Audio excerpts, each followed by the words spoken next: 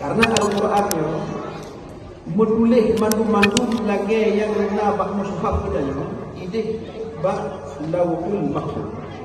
Lauhul Mahfuznya the name of place yang nak tebak.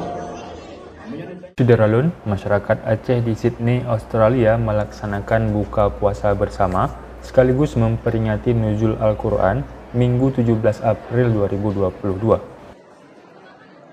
Acara masyarakat Aceh di Australia ini dilaksanakan di Lakemba Sport Club mulai pukul 16.30 sampai 22.00. Buka puasa bersama sekaligus sholat tarawih dihadiri oleh sebagian besar masyarakat Aceh di Australia, dan Tengku Umar Khalid, yakni murid dari Abu Tumin, mengisi tausiah sekaligus menjadi imam sholat tarawih.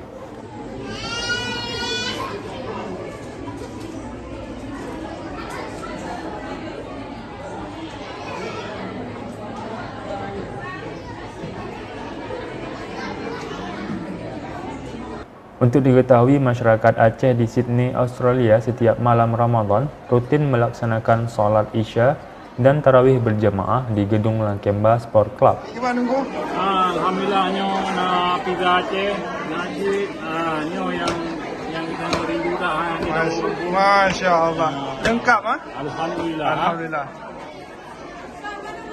Dalam kesempatan berkumpul ini pula, masyarakat Aceh di Australia melakukan pengumpulan sedekah untuk santunan paket Ramadan yang diperuntukkan kepada anak yatim dan fakir miskin di Aceh.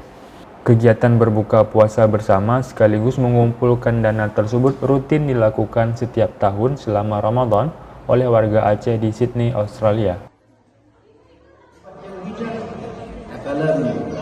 Yaitu Khalifah Rasyidin yang pertama Sayyidina Abu Bakar sebagai sahabat yang satu-satunya sahabat disebutkan oleh Allah Subhanahu wa taala namanya di dalam Al-Qur'an sekalipun hanya dengan zamir, sekalipun hanya dengan kata-kata.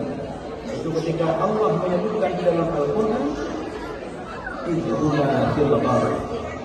Ketika keduanya Abu Bakar dan Rasulullah fil ghar.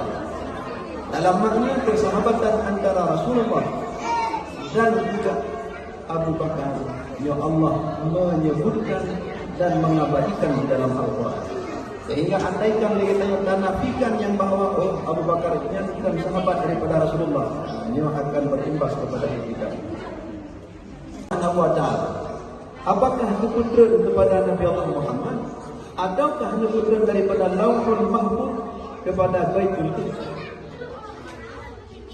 Di dalam tafsir Ibnu Abbas, beliau menjelaskan yang bahwa maksud daripada unzila fihi al-Quran adalah Allah Subhanahu wa taala menurunkan Al-Qur'an daripada Lauhul Mahfuz kepada Baitul Izzah secara keseluruhan.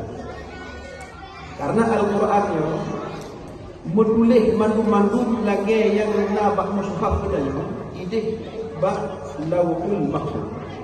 Lauhul Mahfuznya the name of place yang nak tebak.